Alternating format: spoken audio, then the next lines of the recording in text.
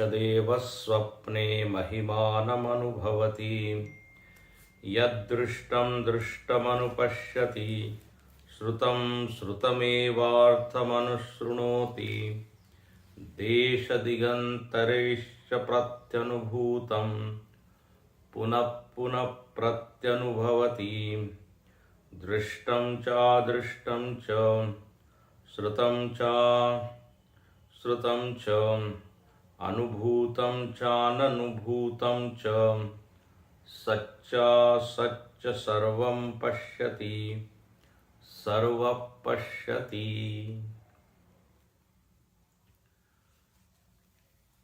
पांचवें मंत्र में श्रुति स्वप्न का विश्लेषण करती है, स्वप्न अवस्था के बारे में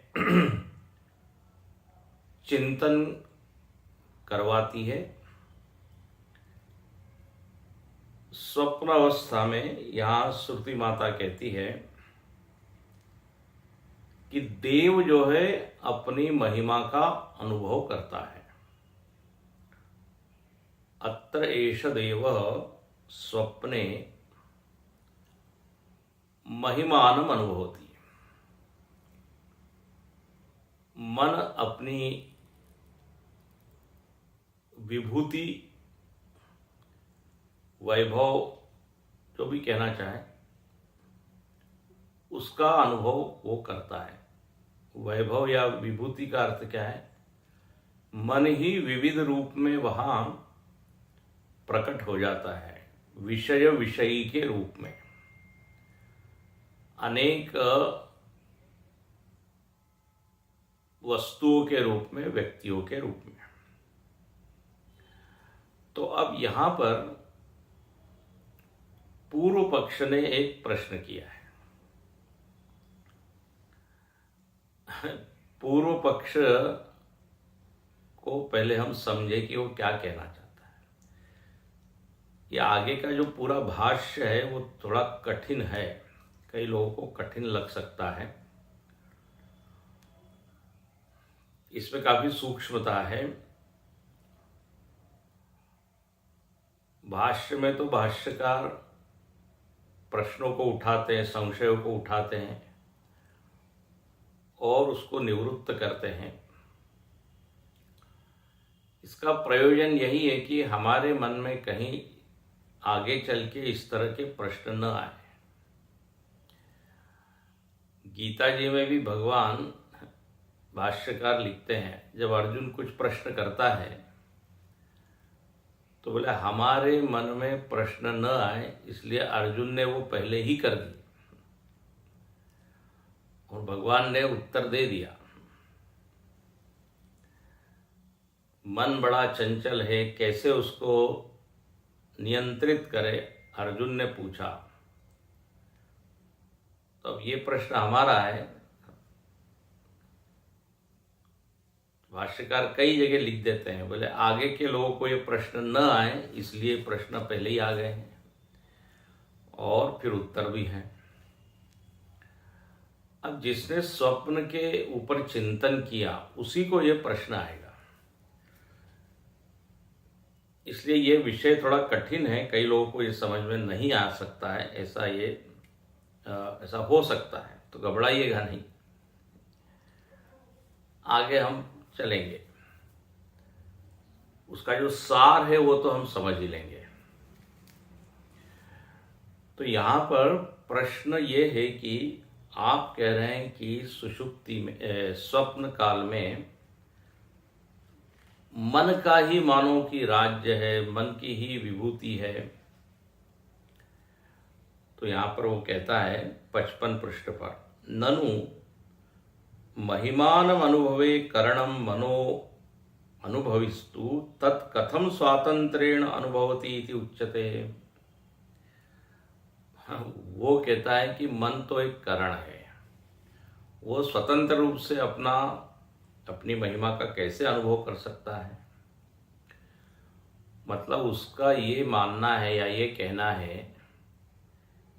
कि आप मन को इतना महत्व दे रहे हैं, वास्तव में क्षेत्रज्ञ की महिमा है ऐसा बोलना चाहिए। अब क्षेत्रज्ञ मतलब पुरुष, क्षेत्रज्ञ मतलब चैतन्य, तो चेतन की महिमा है ऐसा आप बोलिए। यदि आप चेतन की महिमा नहीं बोल रहे हैं, मन की ही महिमा है स्वप्न, ऐसा यदि बोलते हैं, तो मन तो पुरुष का जो स्वयं ज्योतिष्व है, पुरुष के बारे में जो श्रुति ने कहा है कि वो तो स्वतः सिद्ध है, स्वयं प्रकाश है, उसको शब्द दिया है स्वयं ज्योतिष्व, बोले वो बाधित हो जाएगा, वो खंडित हो जाएगा, गलत सिद्ध हो जाएगी, मतलब वो श्रुति गलत सिद्ध हो जाएगी। श्रुति कह रही है कि क्षेत्रज्ञ कैसा है, स्वयं प्रकाश, स्वयं सिद्ध, उसकी महिमा है अपनी, और आप यहाँ पे मन की महिमा बता रहे हैं, तो थोड़ा ये उचित नहीं लग रहा है। तो यहां भाष्यकार बताते हैं कि देखो, जो क्षेत्रज्ञ है, जो चेतन है, चेतन के दो रूप है। अब ये जरा ध्यान से सुनना। एक है निरूपाधिक चेतन, शुद्ध चेतन, जिसको हम आत्मा कहते हैं। तो आत्मा तो न सोता है, न सपन देखता है, न जागता है। तो आत्मा की महिमा है ऐसा यदि तुम कह रहे हो तो ये कहना कोई उचित नहीं है, क्योंकि शुद्ध आत्मा अवस्था से अतीत है। हाँ, जो क्षेत्रज्ञ है, इसलिए भाष्यकार यहां लिखते हैं, वो न तो पारमार्थिक रूप से सोता है, न जागता है, न उठता है, उसमें अवस्था त्रय मानना तो बिल्कुल गलत है। अवस्था त्रयातीत ऐसा हम बोलते हैं। तो स्वप्न अवस्था आत्मा की अवस्था है, आत्मा की महिमा है, ये तो बात बनती नहीं। तो ये आत्मा का एक रूप हुआ। दूसरा आत्मा का रूप है सोपाधिक रूप। सोपाधिक रूप मतलब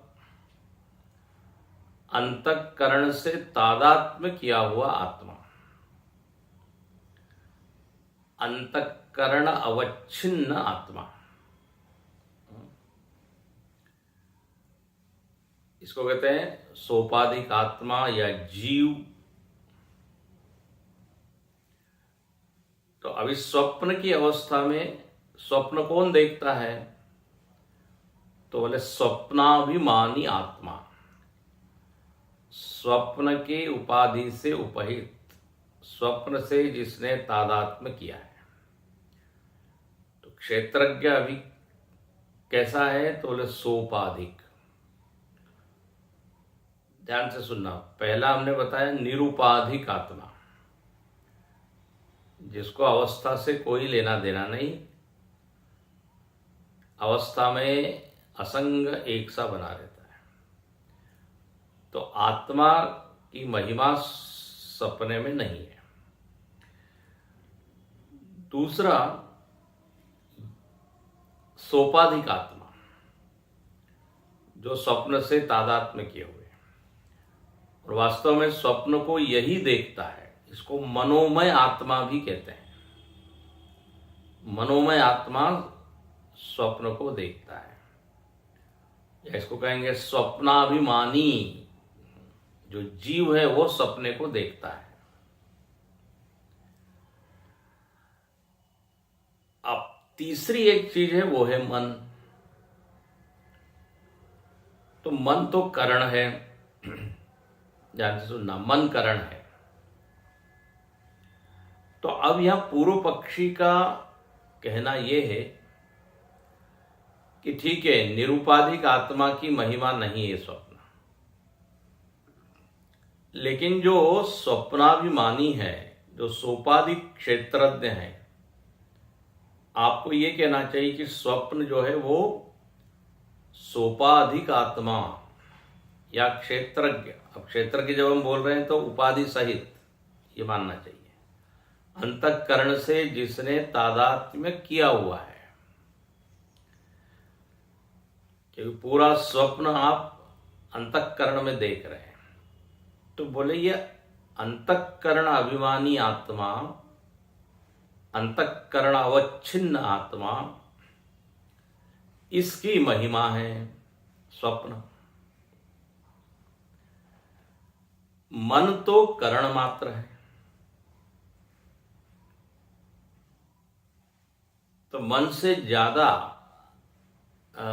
महत्व किसका है? बोले आत्मा का, सोपाधिक आत्मा या जीव का, जो स्वप्न देख रहा है। देखो, मन अकेले स्वप्न देख नहीं सकता, क्योंकि मन तो उपकरण है, मन तो साधन है, साधन कैसे देखेगा? तो पूर्व पक्षी का कहना है कि चूंकि मन एक करण है, तो आप मन की महिमा क्यों बोल रहे हो? आपको बोलना चाहिए क्षेत्रज्ञ की महिमा।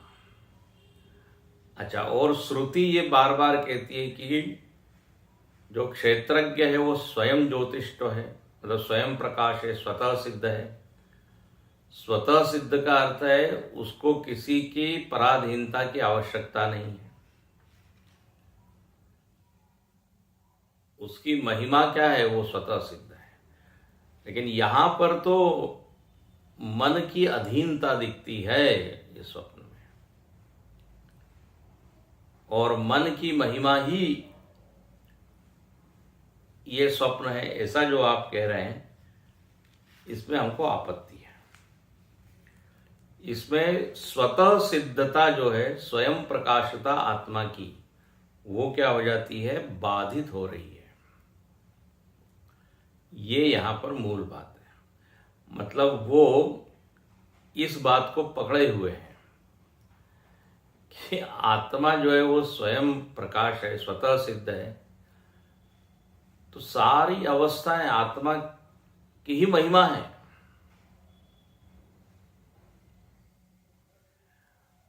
तो भाष्यकार कहते हैं ऐसा नहीं है।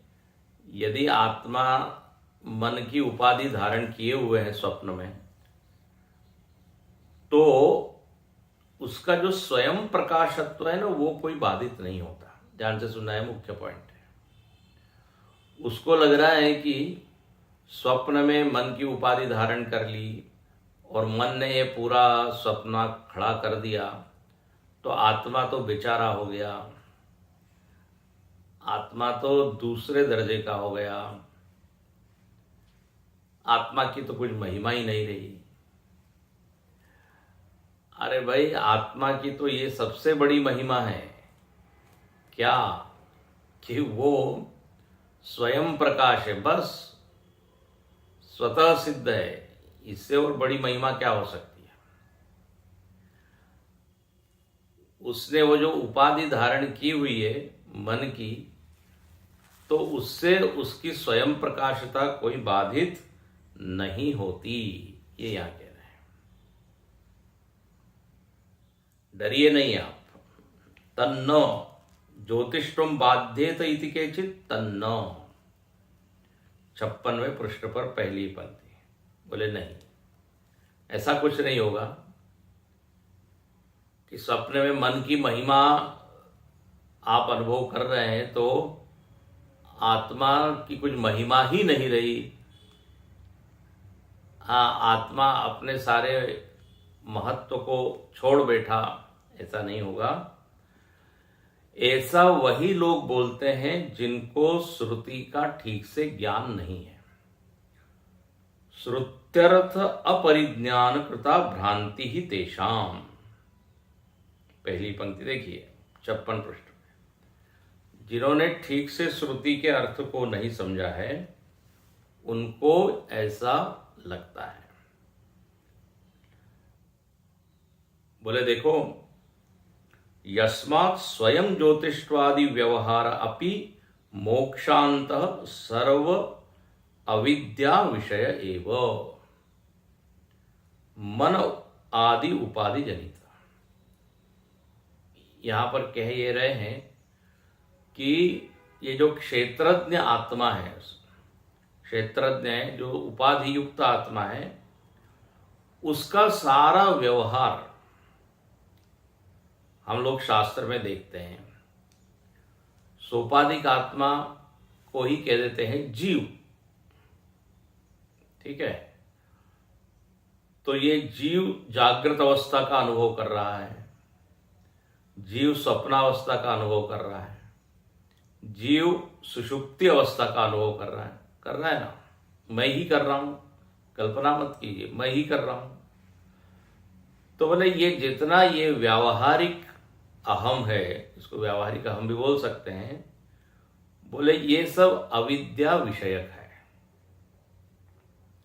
अज्ञान से सिद्ध है।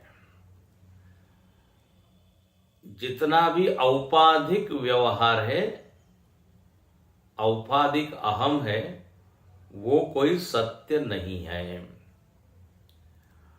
तो हम कह रहे हैं जीव सुखी दुखी है, जीव बद्ध है और वो जीव मुक्त होगा, जीव जो है तीनों अवस्थाओं का अनुभव कर रहा है, और वास्तव में जीव तत्त अवस्था से तादात्म्य कर लेता है और सुखी दुखी होता है। बोले ये सब क्या है, अविचार सिद्ध है। अच्छा, और जब वो बद्ध है तो आप कहेंगे हो सकता है उसका स्वयं ज्योतिषत्व जो है, स्वयं प्रकाशता खंडित हो गई, क्योंकि वो तो बद्ध अनुभव कर रहा है।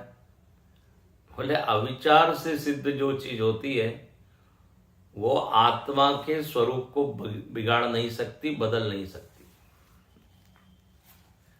तुमको स्वयं प्रकाशिता की चिंता है ना, बोले बिल्कुल वो इंटैक्ट रहेगी। भले ही स्वप्न में मन की महिमा दिख रही है, जागृत में भी मन की महिमा ही है। जागृत भी आप देखिए, ये मनी राम ही सबसे संबंध जोड़ते हैं, अहम मम इत्यादि। तो उससे आत्मा की स्वयं ज्योतिषता जो है, स्वयं सिद्धता बाधित थोड़ी होती है। जो चीज अज्ञान से सिद्ध होती है वो कभी भी वस्तु का नाश नहीं कर सकती।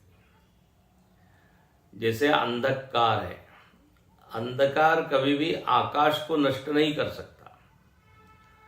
आकाश लुप्त होता हुआ दिखाई देता है, दिखता नहीं है कुछ भी। हम खाली जगह नहीं दिखती ना कमरे में। तो क्या आकाश का जो स्वभाव है, व्यापक होना, अनंत होना, निराकार होना, क्या वो बाधित हो गया? अंधकार की महिमा है कि हमको कुछ दिखाई नहीं देता है, तो बोले अब तो आकाश गया, आकाश नहीं रहा। बोले ऐसा नहीं है। तो यहां पर यही कह रहे हैं कि आपको जो स्वयं सिद्धता की चिंता है, अविद्याजन्य है, स्वप्न जागृत इत्यादि। तो अविद्या विषय व मन आदि उपाधि जनित। क्षेत्रज्ञ ने मन की उपाधि धारण की, हाँ, मन से तादात्म्य किया और सपने को देख रहा है। अब हाँ, ये जरूर है कि जो नानात्व इत्यादि हमको सपने में दिखता है वो मन ने खड़ा किया है, मन को उसका श्रेय जाता है। लेकिन उससे आत्मा में कुछ बिगाड़ हो जाए, ये चिंता मत करो। क्षेत्रज्ञ वास्तव में कभी भी उपाधि के साथ जुड़ता नहीं है, जुड़ा हुआ सा लगता है। इसलिए लिखते हैं अविद्या विषय। अच्छा, सत्य क्या है? तो देखो यहां बताते हैं अगले मंत्र में, अगले वाक्य में। बोले सत्य यहां पर यह है कि द्वितीयता है ही नहीं। जब हम उपाधि धारण करते हैं तो द्वैत दिखने लगता है। यहां लिखते हैं यत्र वा अन्य दिवस्यात् तत्र अन्यो अन्यान पश्येत। बोले जहां पर अन्य सा लगता है, वास्तव में अन्य है नहीं, जहां जहां पर अन्य सा लगता है, द्वैत लगता है, वहां एक दृश्य होगा, दूसरा दृष्टा होगा। अब व्यवहार में तो हमको यही लगता है कि अन्य है, श्रुति अन्य बोलने में भी घबराती है, बोले अन्य नहीं है, अन्य सा है, अन्य है नहीं। तो जब तक अज्ञान है तब तक अन्य लगता है वास्तव में। तो बोले ये जब तक आप अन्य को देखेंगे तो वहां पे दर्शन क्रिया होगी, पश्चेत। तो बोले ये सत्य नहीं है।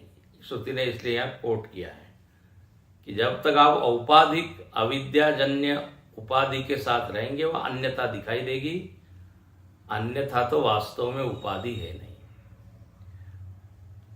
दूसरा मंत्र कोट करते हैं बृहदारण्यक का ही, मात्रा संसर्गस्त्वस्य भवति। बोले जब द्वैत होता है तो फिर क्या होता है? संसर्ग होता है, दृश्य का दृष्टा से संसर्ग होता हुआ दिखाई देता है, तो द्वैत होता है। जब तक अविद्या है तब तक द्वैत है, द्वैत है तो फिर एक देखने वाला दूसरा दिखने वाला, ये सब होता है। लेकिन सत्य क्या है? यत्र तु अस्य सर्वम आत्मा एव अभूत तत्केन कम पश्येत। बोले जब अद्वितीय आत्म तत्व का ज्ञान हो जाता है उसके लिए आत्मा ही सब कुछ हो जाता है। क्या लिखते हैं? सर्वम आत्मा एव अभूत एकमेवा द्वितीयम। जब इस ज्ञान में उसकी स्थिति हो जाती है तो केन कम पश्येत, किसके द्वारा किसको वो देखेगा, जानेगा। जब एक ही है तो करण और कर्म रहा नहीं। कर्म मतलब जिसको हम देख रहे हैं उसको देख कर्म। अहम पुस्तकम पश्यामी, तो पुस्तक क्या हो गया? कर्म। अहम हो गया कर्ता और पश्यति हो गई क्रिया। और अहम नेत्रेण पुस्तकम पश्यामी, तो नेत्र क्या हो गया? करण। तो कर्ता, करण, कर्म और क्रिया, यानी चार चीज होती है और ये चारों भिन्न भिन्न है आज की स्थिति में। लेकिन जब अद्वितीय आत्मा का अनुभव हो जाएगा तो बोले फिर ये तीनों चारों अलग अलग नहीं रहेंगे। कौन किसको देखेगा, कौन किसको जानेगा? जब हम स्वप्न देख रहे हैं तो हमको लगता है कि मैं हूं अलग, मेरे पास नेत्र है और मैं वृक्ष को देख रहा हूं। लेकिन जब आप जाग जाते हैं तो क्या कहते हैं? अरे वहां द्वितीयता थी ही नहीं। तो जब थी ही नहीं तो फिर प्रश्न ही नहीं आता दर्शन का या श्रवण का या कोई भी क्रिया का। तो इसलिए सत्य अद्वितीय आत्मा है, ये यहां तीन श्रुतियों के द्वारा बताया। लेकिन जो लोग इस आत्मा को सोपाधिक मान लेते हैं और वास्तव में सोपाधिक मान लेते हैं तो फिर गलत निर्णय आने लगते हैं। सोपाधिक आत्मा मान लिया, स्वप्न में सोपाधिक आत्मा है और वास्तव में उपाधि उसने धारण की, ऐसा यदि मान लिया तो बोले गलत सिद्ध हो जाएगा। और फिर वो ये कहना चाह रहा है कि पूरा स्वप्न इस सोपाधिक आत्मा की महिमा है, ये गलत हो जाएगा। जब वास्तव में उपाधि धारण ही नहीं किए तो उसकी क्या महिमा? उसकी तो महिमा ये है कि वो स्वतः सिद्ध है, इससे और बड़ी कोई महिमा नहीं है। आई होप आप समझ रहे हैं किस तरह से विचार चल रहा है। तो यहां लिखते हैं अतः मंद ब्रह्म विदाम एव इयम आशंका न तो एकात्म विदाम। अब ले, इसलिए बोले जो शंका है ना कि ये स्वप्न जो है क्षेत्रज्ञ आत्मा की महिमा है, मन की नहीं है, ऐसा जो लोग कह रहे हैं, बोले वो कौन है? मंद ब्रह्मविद। अब ये एक नई कैटेगरी, नई वैरायटी बनाई भाष्यकार ने, मंद ब्रह्मविद। मतलब पूरी तरह से अज्ञानी भी नहीं है वो, क्योंकि आखिर चिंतन तो किया है ना उसने थोड़ा बहुत अवस्थाओं का, स्वप्न का, तो उसको आत्मा तो है ये तो मालूम पड़ रहा है।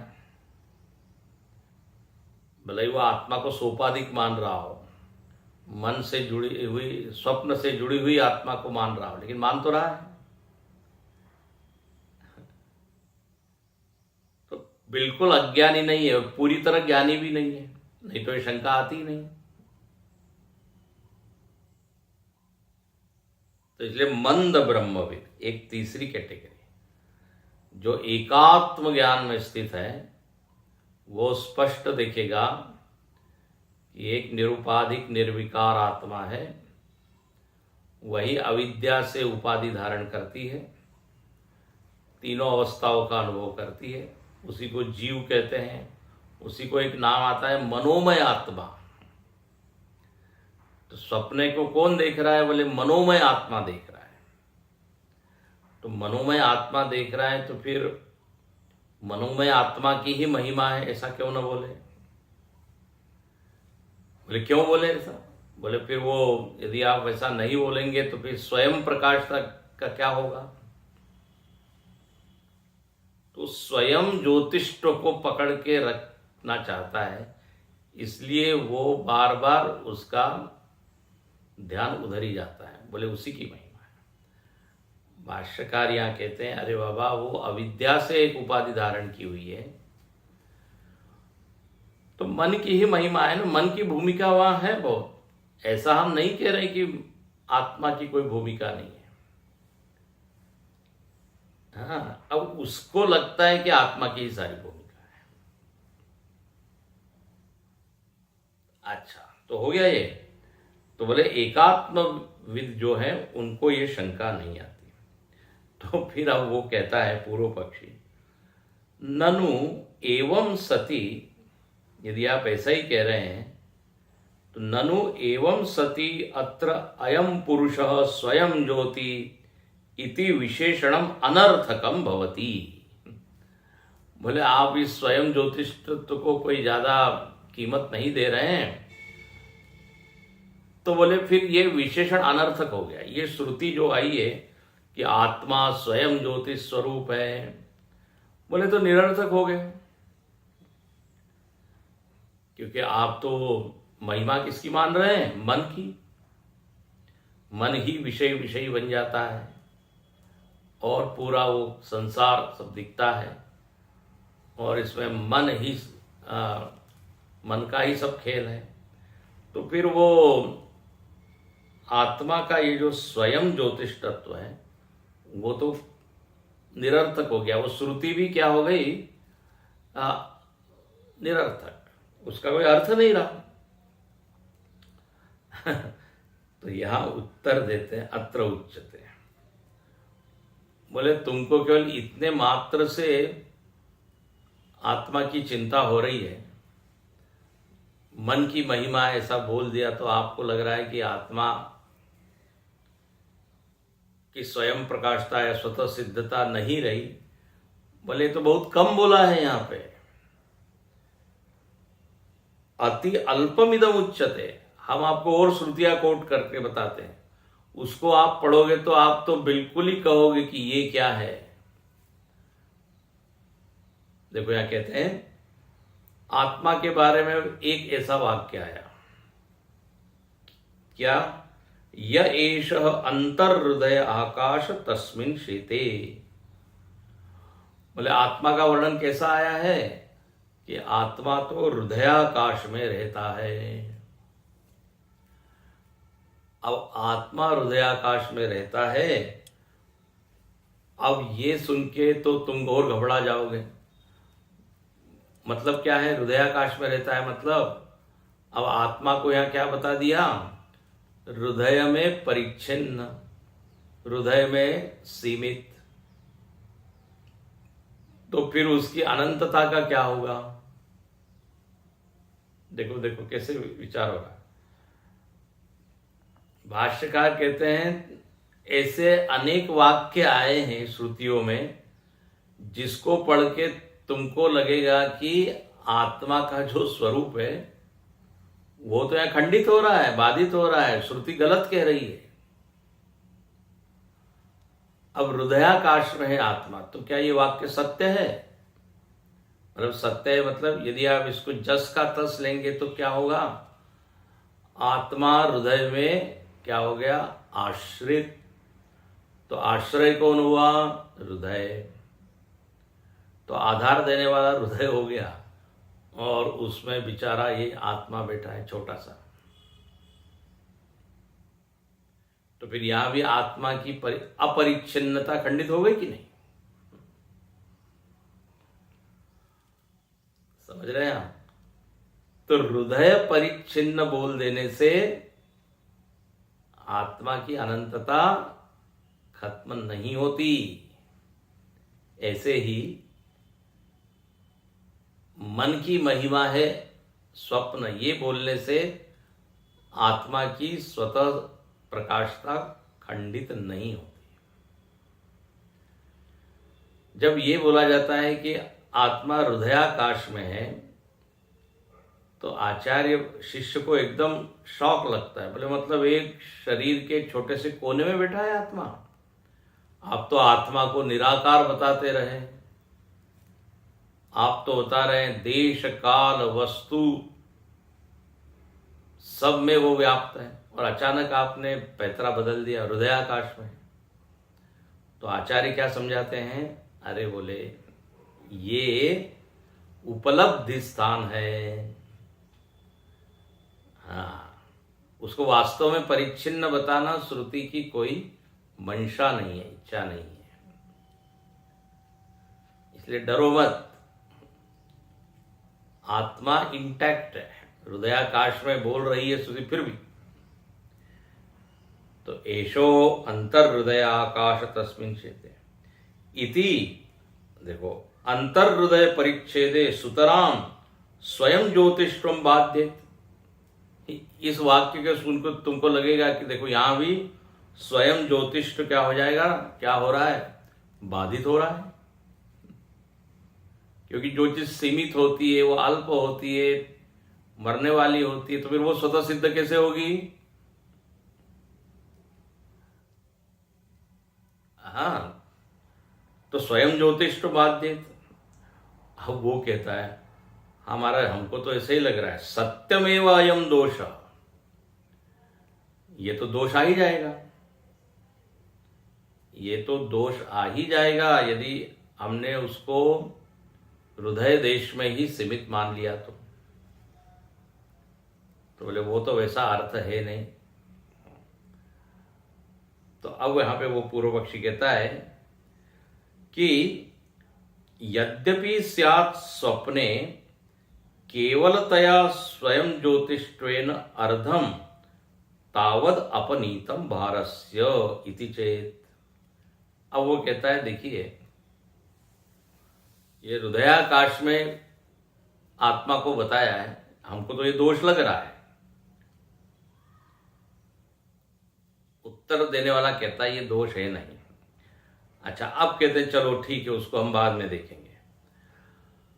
यदि अगर हम ऐसा मान ले, देखो पूर्व पक्षी कह रहा है कि स्वप्न में मन की कोई भूमिका नहीं है, ध्यान से सुनना, अधिक से अधिक मन एक कारण है। मन को आप इतना जो महत्व दे रहे हैं, बोले ठीक है मन है वहां, और मन को आप करण के रूप में यदि स्वीकार कर लें तो आत्मा का आधा स्वयं ज्योतिष्व तो सिद्ध ही रहेगा। देखो कैसा बोलता है, यदि हम ये मान ले यद्यपि स्यात् स्वप्ने केवल त्वया, अगर ऐसा हम मान लेते हैं कि ठीक है पूरा क्या कहते हैं मन की भूमिका नहीं है, केवल कर्ण स्थानीय है, तो कम से कम कुछ तो आत्मा को आप मान दे सकते हैं, उसकी महिमा मान सकते हैं।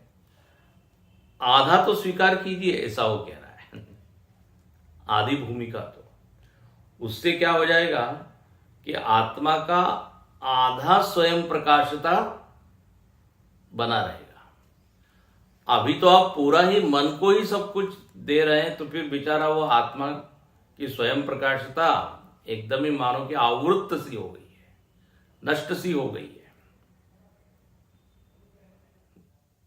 तो ऐसा यदि करे तो थोड़ा क्या कहते हैं ना 50-50 जैसे कहते हैं,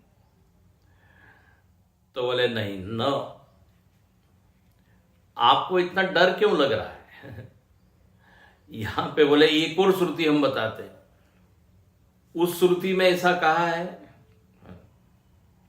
तो तावत अपनीतम भारस्य इति चेत, उत्तर पक्षी कहता है न तत्रापि पुरी तत् नाड़ीषु श्रेते इति श्रुते है। बोले आपको एक और हम बताते हैं श्रुति। श्रुति क्या है, बोले ये जीव जो है पूरी तत् नाड़ी में सोता है। पहले क्या बताया, अभी हृदयाकाश में है, तो तुमको डर लगा कि अरे हृदयाकाश में बोल दिया तो दोष आ गया। एक और बताते हैं हम श्रुति, उसमें ये बोल दिया कि जीव सोता है कहाँ, पूरी तत् नाड़ी में। तो अब पूरी तत् नाड़ी क्या हो गई, आश्रय, और उसमें ये जीव या सोपाधिक आत्मा सो रहा है। तो बोले इति श्रुते है पुरी तति नाड़ी संबंधा तत्रापि पुरुषस्य स्वयं ज्योतिष्वेन अर्धभारम अपनय अभिप्राय मूर्षा एव। जो तुम कह रहे हो कि आधी भूमिका स्वप्न में किसकी है, मन की, और आधी आत्मा की है। बोले अब पूरी नींद में क्या होता है, नींद में तो मन का अभाव हो गया, ठीक है, मन का अभाव, वहां तो होता नहीं मन, तो फिर वहां पे आत्मा का स्वयं ज्योतिष्व पूरी तरह से सिद्ध है, ऐसा तुम कहोगे। बोले वहां पे नींद में श्रुति ने कहा है आत्मा पूरी तत् नाड़ी में है। अब बताइए, अब यहां पर भी आपको आपत्ति हो जाएगी, पूरी तत् नाड़ी में वो सो रहा है। अब ये आगे आने वाला है, एक नाड़ी वो गले के पास होती है, सुषुप्ति में वो वहां पूरी तत् नाड़ी में रहता है। जागृत अवस्था में जीव दाहिनी आंख में होता है, ऐसा कहते हैं। इसलिए जब आप किसी से मिलते हैं, जब नजर से नजर मिलती है, तभी लगता है कि हम दूसरे से मिल रहे हैं। तो ये जीव महाराज इधर उधर चलते रहते हैं, तो कभी हृदयाकाश में है, तो कभी पूरी तत् नाड़ी में है। तो स्वयं ज्योतिष्व का क्या होगा फिर वहां, वो तो पूरी तत् नाड़ी में, इतनी सी नाड़ी है उसमें वो सो रहा है। इसलिए ये सब कहना उचित नहीं है कि स्वप्न में आधा ज्योतिष सिद्ध हो जाएगा। यदि स्वप्न आप सोपाधिक आत्मा की महिमा मान ले तो। बोले सुषुप्ति में तो बिल्कुल ही नहीं है, ही नहीं हो, तो वहां तो वो एकदम सो गया है, तो आपको तो फिर बड़ी चिंता होगी। कहने का मतलब है, चाहे पुरी तत्व नाड़ी में बताया हो, हृदयाकाश में बताया हो, कहीं भी बताया हो, वो उसका सोपाधिक रूप है और उससे आत्मा के स्वरूप पर कोई आंच आती नहीं। अच्छा, तो वो कहता है, फिर पकड़ के वो बोलता है, कथम तरहि अत्रयम पुरुषः स्वयं ज्योति। बोले फिर ये क्यों श्रुति में बताया है कि आत्मा स्वयं ज्योति है, जब उसकी स्वयं ज्योति रूपता नहीं दिखाई दे रही है, नींद में या स्वप्न में या अन्य किसी अवस्था में। तो इसको तो आपको हमको बताना ही पड़ेगा कि स्वयं ज्योतिष्व का अर्थ क्या है, और वो हर अवस्था में वो सिद्ध ही है। तो यहाँ पे एक बीच में एक व्यक्ति है, वो कहता है, अरे आप इतना आग्रह कर रहे हो, हट्ट कर रहे हो, ऐसा है, अन्य शाखात्वात् अनपेक्षा सा श्रुति इति चेत।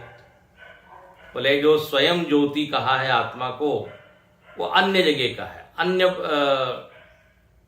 उपनिषद में कहा है, यहां पर उसको तुम क्यों लेके आ रहे हो, यहां ये अलग श्रुति है।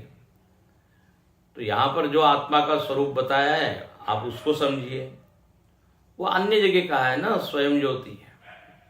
एक बीच वाला एक बीच का रास्ता बताता है। अभी हम लोग ये श्रुति पढ़ रहे हैं, ये उपनिषद पढ़ रहे हैं, तो यहां ये स्वयं ज्योति, स्वयं प्रकाशता की बात क्यों कर रहे हो, दूसरा ग्रंथ की बात यहां ला रहे हो। तो वो बड़ा पक्का है, वो कहता है बहुत सुंदर, कहता है इति चेत न।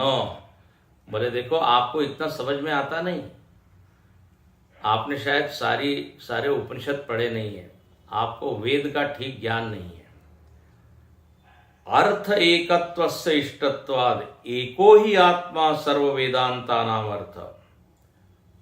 बोले जो जिज्ञासु है वो आत्मा के एक अर्थ का निश्चित करना चाहता है। 15 मत थोड़ी हो सकते हैं आत्मा के बारे में कि इस श्रुति ने ये कहा, उस श्रुति ने वो कहा, वो सारे ही मत सही है, ये प्रमा नहीं होती, ये निश्चयात्मक ज्ञान नहीं होता। ये आप हमको टालो मत कि वो स्वयं ज्योति उस श्रुति में कहा है, यहां पर उसको क्यों ला रहे हो। अरे आखिर है तो वो श्रुति ही ना। तो अर्थ एकत्वस्य इष्टत्वात्, एक अर्थ इच्छित है, एक अर्थ इष्ट है। आत्मा का एक स्वरूप निश्चित करना यही इष्ट है, यही ध्येय है। जिज्ञासु वही एक अर्थ समझना चाहता है। सारे वेदांतों में जो आत्मा का वर्णन किया है, अब आप कहेंगे सारे वेदांत मतलब सारे उपनिषद। वेदांतो नाम उपनिषद प्रमाणम, वेदांत को ही क्या कहते हैं, उपनिषद। तो सारे वेदांतों में एक अर्थ का निश्चय किया गया है, या एक अर्थ का निश्चय होना चाहिए। यही तो जिज्ञासु की मतलब इच्छा है। नहीं तो अलग अलग रूप से तो उसने खुद से ही समझ लिया है, उसको नहीं समझ में आ रहा है, इसीलिए तो वो आचार्य के पास गया है।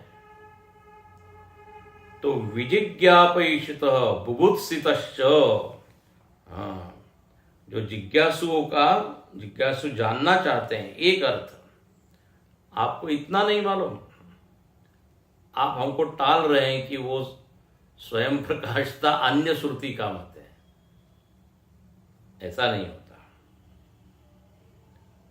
तस्मात् युक्ता स्वप्न आत्मन स्वयं ज्योतिष्ठो उपपत्तिर वक्तुम। इसलिए वो क्या कहता है कि आत्मा की स्वयं प्रकाशता को समझना चाहिए, है ना, उसका ठीक से विश्लेषण करना चाहिए। क्योंकि जब श्रुति ने बोला है आत्मा स्वयं प्रकाश है, स्वतः सिद्ध है, तो श्रुति तो यथार्थ का प्रकाशन करती है। श्रुते है यथार्थ तत्व प्रकाशकत्वात्। कोई आपको अच्छा लगता है इसलिए श्रुति ने बोल दिया कुछ, ऐसा तो नहीं है।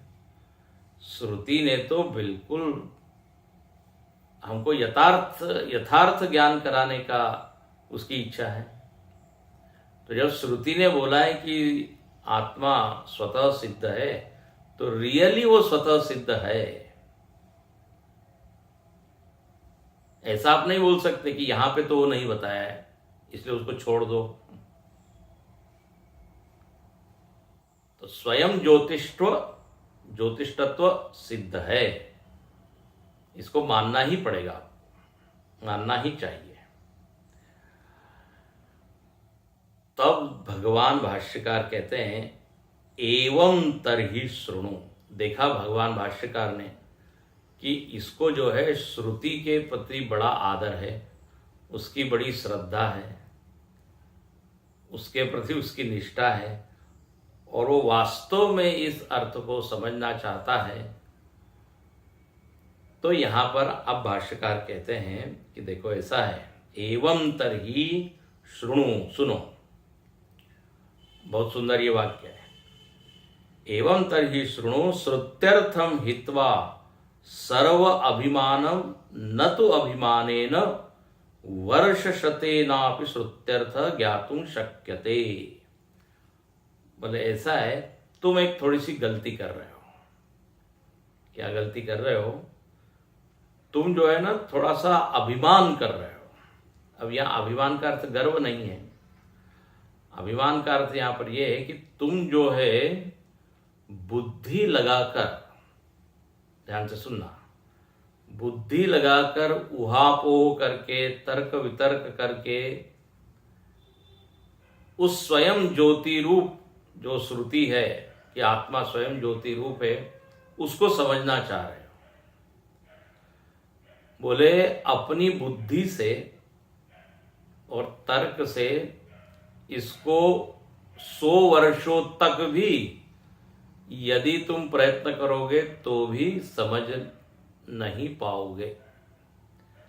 वर्षशतेनापि श्रुत्यर्थ ज्ञातुं न शक्यते। बोले सर्वैः पंडित मन्यैः, जो लोग अपने आप को पंडित मानते हैं, बड़ा जिनमें तर्क है, बुद्धि है, वो भी इसको समझ नहीं पाए। देखिए, और ये सही बात है, यूनिवर्सिटी में और बड़े बड़े विद्वान लोग होते हैं, कई बार उनको वेदांत की छोटे छोटे फंडामेंटल्स नहीं समझ में आते। बुद्धि तो बहुत तेज है, सारे दर्शन पढ़ा रहे हैं, लेकिन अनेक उलझने बनी रहती है। इसलिए केवल दिमाग लगा के, बुद्धि का उपयोग करके हम इस वाक्य को समझना चाहेंगे तो नहीं समझ में आएगा। और इसलिए अब बोले हम जो कहते हैं वो सुनो। और आगे भाष्यकार कहते हैं कि देखो भाई, यथा हृदयाकाशे पुरीतति नाड़ीषु च स्वपतः तत्संबंध अभावात् ततो विविच्य दर्शयितुं शक्यतः इति आत्मनः स्वयं ज्योतिष्टत्वं न बाध्यते। बोले देखो, ये जीव या आत्मा हृदयाकाश में रहता है या पुरीतत नाड़ी में रहता है, उसके वहां रहने से कोई बाधा नहीं है। ऐसा नहीं होता कि आत्मा परिच्छिन्न हो जाता है, आत्मा सीमित हो जाता है। तुम केवल दिमाग लगा के, बुद्धि लगा के ये समझना चाहते हो। वहां पर वो जब बताया कि पुरीतत नाड़ी में है या हृदयाकाश में है, तो वहां पर केवल ये बताया जाता है कि यहां पे वो उपलब्ध है। ठीक है ना, उससे उसकी परिच्छिन्न अनंतता खंडित नहीं होती। ऐसे ही स्वप्न में मन की यदि इतनी भूमिका बताई जा रही है तो आत्मा का जो स्वयं सिद्धत्व है उसमें भी कोई बाधा नहीं आएगी। तुम केवल बुद्धि से ऐसा कह रहे हो कि देखो ये श्रुति ने ऐसा बोल दिया है, अत्रैष देव स्वप्नान क्या महिमानम अनुभवती, तो आप चिंता न करें, ऐसा नहीं है। अन्य स्थानों पर आत्मा कैसे आने कैसे वर्णन है, वहां तो तुम बिल्कुल घबरा ही जाओगे।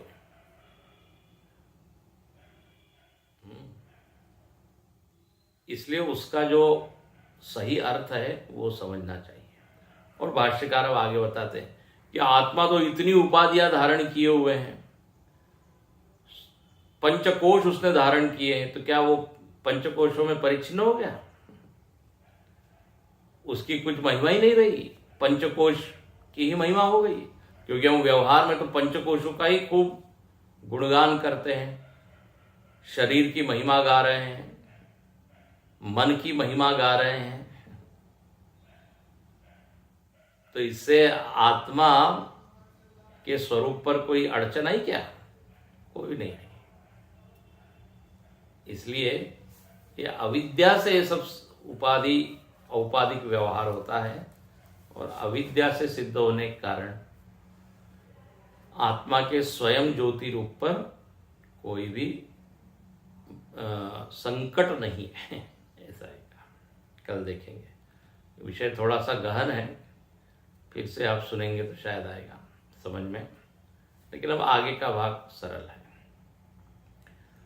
ओम पूर्णमद पूर्णमिदं